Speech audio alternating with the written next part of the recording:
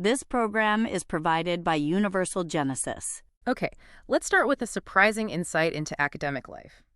The history of philosophy, which seems so abstract, isn't just a battle over big ideas.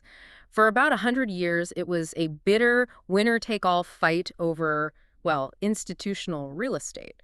We're talking about who got to sit at the absolute top of the university table. Exactly. And the sources you've given us frame this whole thing as a genuine tragedy, one that was born from this immense ambition.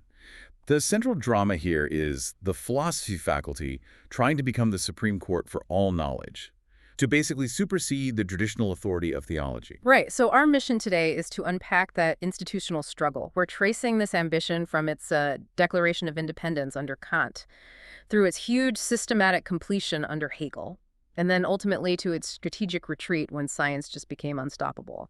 This is the history of philosophy as like an organizational power struggle. It's a brilliant way to look at it. And to understand the heights they reached, you have to see how systematic it was. It happened in 3 distinct steps. Okay, so step 1 is Immanuel Kant. He's the Declaration of Independence. That's right. Institutionally, Kant gave philosophy the justification it needed to break free from the theology faculty. It was the moment philosophy claimed its right to think for itself, based on the principle of, well, freedom. And that freedom quickly turned into a quest for power. It did. After Kant, you get Johann Gottlieb Fichte. He takes that idea of freedom and launches what our sources call the dream of institutionalization. For Fichte, philosophy wasn't just free. It had to be the single organizing principle for the entire university and for the modern state itself. Wow. So the absolute logic for society. Yes. And then came the high water mark. Georg Wilhelm Friedrich Hegel. The moment of completion. He didn't just argue that philosophy should be at the top. He made it institutionally unavoidable. His whole system, his encyclopedia, was presented as the necessary structure of the world. So law, medicine, even theology. They were all just subordinate moments within his grand philosophical system. For a brief moment, the ambition was fulfilled. Philosophy was the final court of appeal. Okay, but this is where the drama really kicks in, right? The system fractures almost instantly.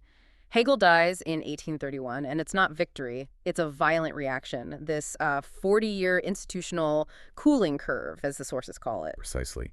Hegel's system was just too successful. It swallowed everything, and that triggered this massive institutional immune response. The first thing that happens is what's called the emergency brake. This is the revival of Schelling in the 1830s. Wait, Schelling? Why him? What was his role in this? Schelling introduced concepts like revelation, myth, and existence. He basically came in and declared that philosophy has these fundamentally inexplicable cores. So in institutional terms, it was a strategic self-limitation. Hegel said reason explains everything. Schelling said no, there are limits you just can't cross.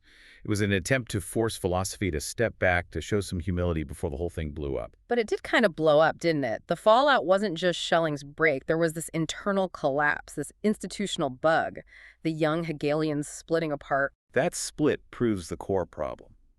Once philosophy had supreme authority, it couldn't govern itself. You had the left, like Marx and Feuerbach, and the right, the conservative theologians. And the crucial thing is, they both used Hegel's system to make their case. So the tool they built could be used to tear down the house and reinforce it at the same time. Exactly. The left used it as a disassembling device to critique the state and religion. The right used the exact same logic to affirm the existing order. It was institutional civil war. Which proves that if you're the supreme arbiter but can justify anything and its opposite, the institution is paralyzed. It was total chaos. And seeing that chaos, the church steps in to impose a final permanent lock. The permanent safety device, 1879. Yes. Pope Leo XIII's encyclical Aeterni Patris, it establishes neo-Thomism.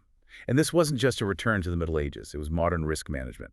It was designed to make sure the accident of Hegel never happened again. It defined a safe philosophy, one with clear limits and one that was crucially subordinate to theology. Again. That's fascinating. So while philosophy and theology are fighting this civil war, the true mortal blow comes from a completely different direction. Science. Oh, absolutely. By the 1850s and 60s, science just goes self-driving. It makes the whole university hierarchy, philosophy over theology, completely irrelevant.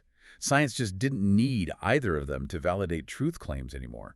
Let's run through those breakthroughs, because the timing is just stunning. In physics, you get the energy conservation law from Helmholtz. Right, and that proved nature could be described as a totally self-contained, closed system. No divine force, no external meaning needed to explain how things work. It's just a closed loop of numbers. And then the same thing happens with life itself, physiology, medicine. Rudolf Virchow's cellular pathology, the measurement of nerve conduction. Life becomes chemical and mechanical. No more special life principle. Doctors started looking at cells, not, spiritual imbalances. And the big one, of course, Darwin's Origin of Species in 1859. It didn't just challenge creationism, it destroyed the whole idea of inherent purpose in nature. Exactly. So you put those three together. A self-contained cosmos, a mechanical life, and a purposeless history. What role is left for the philosophy department, which specialized in explaining purpose and meaning? So what does that shift actually look like? The university hierarchy just becomes meaningless. Pretty much. Because scientific evaluation moved outside the university structure. The university was set up for teaching, for reproduction. It wasn't built to judge new discoveries. So science found a new jury. You mean places like the Royal Society? Journals. Exactly. The journal Nature, founded in 1869, is a perfect example. The criteria for truth completely changed. It wasn't about your academic rank. It was, can it be reproduced? Can the scientific community approve it through peer review? The university hierarchy was just. It was irrelevant to that process. The role of highest court of appeal was simply vacated. So, faced with this total collapse of their kingdom, philosophy's only real option was strategic withdrawal. It was. They had to find a place where they weren't competing with science. And you see this quiet retreat happening, especially in Germany. Thinkers like Brentano, who secured the structure of consciousness, of intentionality. And Dilthey, right. He drew that famous line in the sand between two kinds of knowledge. That's right. He carved out a huge territory. He said science can explain the facts of history. That's Erklären. But only the humanities can understand the subjective experience of living it. That's Verstehen. Then you had Lotze, who basically said science gets the facts, but philosophy gets what matters. It gets value, or vert. So they're consciously defining their territory by what science can't touch? That's precisely it. They were building a fortress in areas science either didn't care about or hadn't colonized yet. The culmination of all this is Edmund Husserl's Phenomenology. He was born in 1859, the year of Darwin. And he sets up the absolute minimal territory for philosophy. The structure of meaning and appearance, how things show up to us, not what they're physically made of. And this is where that great historical irony comes in, the Kantian pleasure garden. Can you explain that? Absolutely. Yeah. Kant originally built that pleasure garden, areas like morality and aesthetics, to protect faith, to protect theology from science. It was a space where pure reason had to step back. A century later, philosophy is using that exact same architecture to save itself. It was an intellectual retreat to a safe space where they could talk about meaning without being challenged by physics. They traded authority for safety. So that was the German strategy, but it differed by country, didn't it? What about the UK? Totally different. Russell and Wittgenstein, they basically rejected the whole idea of needing a unique domain. They saw philosophy's job as being an organon, a toolkit for logic and language. They took philosophy all the way back to its roots with Aristotle. The goal wasn't to build a world system.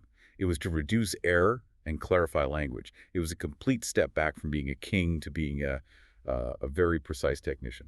Fascinating contrast. So Germany shrinks its claim, the UK shrinks its ambition, and then there's France?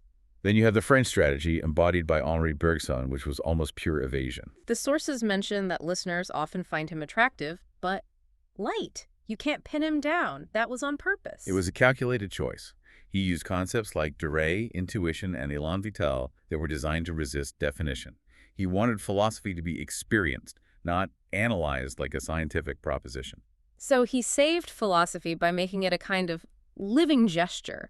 He prioritized infection and charm over academic rigor. He did. He made philosophy cool, smart, something you discuss in a salon. So I recognized that if philosophy tried to become a rigorous science, it would just be the science of the loser, always trailing physics. So he made it a captivating internal experience, something analysis couldn't touch. Which leads us perfectly to the great style clash of the early 20th century, Martin Heidegger. Heidegger was almost certainly hostile to Bergson's lightness. His entire persona was a conscious performance of the exact opposite image.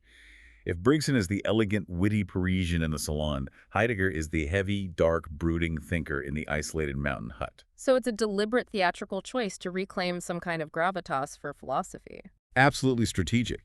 If Bergson saved philosophy by making it comfortable and accessible, Heidegger needed to make it brutally uncomfortable and unavoidable.